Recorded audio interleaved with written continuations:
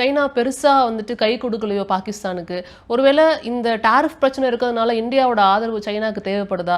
Tariff நீங்கள் சொன்னது 100%. இப்போ சைனா அமெரிக்காவை டேக் ஆன் பண்ணணும் அப்படின்ற போது அவங்களுக்கு அடுத்த மார்க்கெட் வேணும். இந்தியா வந்து ப்ரொடியூசரும் கூட, இந்தியா வந்து கன்சியூமரும்.